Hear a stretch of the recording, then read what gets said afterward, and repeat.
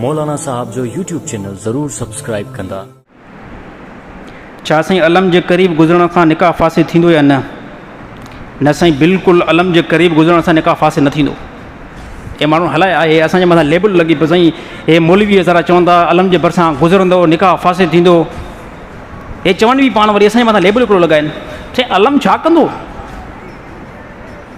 अलम सां निकाह फासिद थींदो? भला निकाह फासिद तॾहिं थींदो आहे जॾहिं साफ़ अल्फाज़नि में मर्द पंहिंजी घरवारी खे चवे तोखे मां तलाक ॾेई छॾी आहे, पोइ निकाह फासिद थींदो। बाक़ी अलम जे क़रीब गुज़रण में कुझु बि न थींदो। हा, जेकॾहिं हुन वटि को ताज़ीम आहे, ॾिसो असां वटि जेकी ताज़ीम आहे न, असां ताज़ीम उन शइ जी कंदासीं जंहिंजो हुकुम रसूलुल्लाह सल्लल्लाहु अलैहि वसल्लम खां मिलियो हुजे, जंहिंजो हुकुम सहाबा खां मिलियो हुजे, उन शइ जी असां ताज़ीम कंदासीं। इन खां अलावा कंहिं जी बि असां ताज़ीम न कंदासीं। छाजे करे इस्लाम खे ज़्यादा सम्झण वारा सहाबा हुया। इस्लाम खे ज़्यादा सम्झो आहे हज़रत अली साईं, इस्लाम खे ज़्यादा सम्झो आहे इमाम हसन, इस्लाम खे ज़्यादा सम्झो आहे इमाम हुसैन, इन हसन इस्लाम खे ज़्यादा सम्झो आहे।